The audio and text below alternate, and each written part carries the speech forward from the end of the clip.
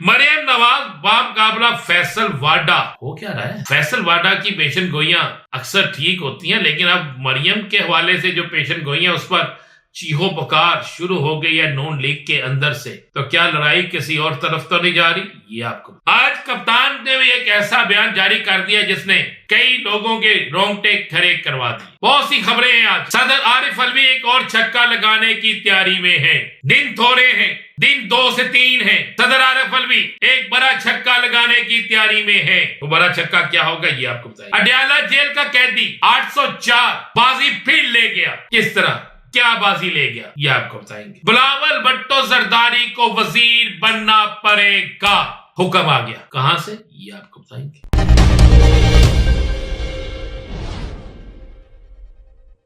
बिस्मिल्लाहिर्रहमानिर्रहीम, अस्सलातु वस्सलामु अलैका या सय्यदी या रसूल अल्लाह, अस्सलातु वस्सलामु अलैका या सय्यदी या हबीब अल्लाह। तमाम सुनने वालों को अस्सलामु अलैकुम। मैं हूं राना जी और आप देख रहे हैं राना जी ऑफिशियल यूट्यूब चैनल और फेसबुक पेज। पाकिस्तान की सियासत में इस तरह लगता है जैसे इंकलाब आ गया हो। इस तरह लगता है जैसे पाकिस्तान की सियासत में हुकूमत नहीं, इक्तदार नहीं, बल्कि एक दूसरे को मार दो, एक दूसरे से छीन लो, एक दूसरे को फेंक दो, एक दूसरे के खिलाफ महाज खोल दो, यह काम शुरू होने वाला है।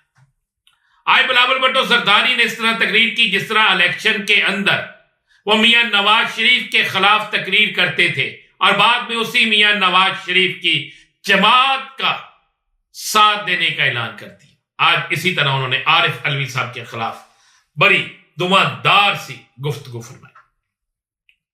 आज कप्तान ने भी एक ऐसा बयान जारी कर दिया जिसने कई लोगों के रोंगटे खड़े करवा दिए। बहुत सी खबरें हैं आज, लेकिन आज आपके साथ 4 बड़ी खबरें मैं डिस्कस करने जा रहा हूं। सदर आरिफ अलवी एक और छक्का लगाने की तैयारी में है। दिन थोड़े हैं, दिन 2 से 3 है। सदर आरिफ अलवी एक बड़ा छक्का लगाने की तैयारी में है। वो बड़ा छक्का क्या होगा ये आपको बताएंगे। अडयाला जेल का कैदी 804 बाजी फिर ले गया। किस तरह, क्या बाजी ले गया, ये आपको बताएंगे। बिलावल भुट्टो जरदारी को वजीर बनना पड़ेगा, हुक्म आ गया। कहां से, ये आपको बताएंगे। मरियम नवाज बामुकाबला फैसल वाडा। हो क्या रहा है? फैसल वाडा की पेशन गोइयां अक्सर ठीक होती हैं, लेकिन अब मरियम के हवाले से जो पेशन गोइयां उस पर चीहो पुकार शुरू हो गई है नून लीग के अंदर से। तो क्या लड़ाई किसी और तरफ तो नहीं जा रही, ये आपको बताएंगे। सबसे पहले बात करते हैं सदर आरिफ अलवी की। सदर आरिफ अलवी ने अपने आईनी इख्तियारात को इस्तेमाल करते हुए असेंबली का इजलास ना बुलाने का कह दिया। कहा कि असेंबली का इजलास उसी सूरत में बुलाया जा सकता है कि अगर असेंबली के तमाम अरकान मुकम्मल हों, यानी वो महसूस नशिस्तें जो सुन्नी इत्तेहाद कौंसिल को मिलनी है या नहीं मिलनी, इसका फैसला इलेक्शन कमीशन कर दे। सदर ने किसी जगह यह नहीं कहा कि आप उनको सीटें दें। सदर ने यह कहा है कि आप इस कोरम को पूरा करें। तो चोर की दाढ़ी में तिनका कि तमाम के तमाम पीडीएम 2 के लोग यह कहना शुरू हो गए कि लगता है कि अब कुछ होने लगा है और पीडीएम को 2 को खतरा पैदा हो गया और सुन्नी इत्तेहाद कौंसिल या तहरीक इंसाफ को सीटें मिलने वाली है, जिस पर उन्होंने खुद ऐलान कर दिया और एक इजलास तलब कर लिया है।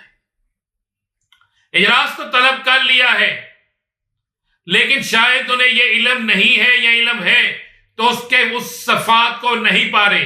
कानूनी माहिरीन के मुताबिक 25% अगर मेंबरान साइन करें तो इजलास तलब कर सकते हैं स्पीकर। भाई अभी तो एक मेंबर भी नहीं है क्योंकि हलफ नहीं उठाया। जब तक हलफ नहीं उठा लेते उस वक्त तक आप मेंबर नहीं बनते। अब आपको खबर दे रहा हूं कि सदर आरिफ अलवी एक और नया कानूनी नोटिस तैयार कर रहे हैं। इस कानूनी नोटिस को कल के बाद किसी वक्त में सामने लाया जाएगा, क्योंकि कल दोबारा इजलास तलब किया है जनाबे चीफ इलेक्शन कमीशन साहब ने।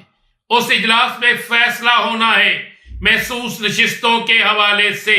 अगर फैसला हो गया तो फिर हालात और होंगे, और अगर फैसला ना हुआ तो जो इजलास बुलाया जा रहा है, जिस इजलास से पहले इसाक डार साहब से लेकर बिलावल भुट्टो जरदारी साहब तक बाकायदा धमकियां दे रहे हैं, आइन शिकनी कह रहे हैं, सदर पर मुकदमा दर्ज करने का ऐलान कर रहे हैं, तो उसके जवाब में सदर पाकिस्तान ने अपनी आईनी कानूनी पोजीशन को बड़ा मजबूत करके एक आईनी कानूनी लेटर तैयार कर लिया है।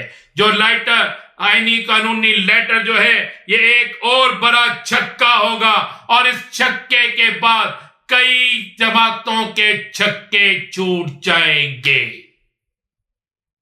पीडीएम के छक्के छूट जाएंगे। यह आपको मैं लिख के दे रहा हूं। सिर्फ इंतजार हो रहा है कल के फैसले का। कल फैसला आ जाए, परसों फैसला आ जाए, फैसला तो करना पड़ेगा। और अगर उस फैसले के बगैर इजलास होता है तो किसी वक्त भी फिर उस इजलास को चैलेंज और उस इजलास के खिलाफ किसी वक्त भी कोई भी कानूनी इकदाम हो सकता है। दूसरी खबर आपको देते हैं, डियाला में कैदी नंबर 804 इमरान खान, जिसने वाज़े तौर पर काफी दिन पहले यह बात कह दी थी कि जो मर्जी हो जाए, जिस तरह मर्जी हो, मुझे ईवान सदर से सजा की माफी नहीं चाहिए। मैं बेगुनाह था, बेगुनाह हूं और अपनी बेगुनाही को साबित करूंगा। लेकिन इसी मुल्क के अंदर ऐसे लोग भी रहे हैं जिनके प्लेटलेट्स भी गिरे हैं, जिन्होंने 50 रुपए के स्टाम्प पर मुल्क से बाहर जाना गवारा किया है। सजा भी है, सजा के दौरान अंदर भी है, लेकिन फिर किसी ना किसी तरीके से मुल्क से बाहर चले गए। असल शेर तो कैदी नंबर 804 हुआ। असल शेर तो कैदी नंबर 804 ने खोने का बता दिया और उसने वाज़ेह इनकार कर दिया।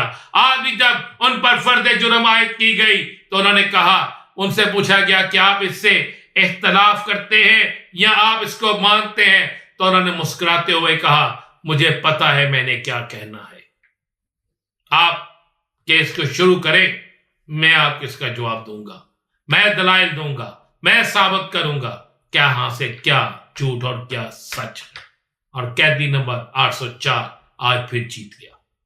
आज फिर उसने कौम को बता दिया कि आपका लीडर, आपका रहनुमा भीख नहीं मांगेगा, आपका रहनुमा डील नहीं करेगा, आपका लीडर, आपका रहनुमा किसी सूरत में भी अपनी जात को इस कौम पर कुर्बान तो कर देगा, लेकिन अपनी जात को बचाने के लिए कुछ नहीं करेगा, हक का साथ देगा। बिलावल भुट्टो जरदारी, आपको खबर दे रहा हूं, बिलावल भुट्टो जरदारी वजीर बन रहे हैं। पीपल्स पार्टी की गेम उल्ट गई है।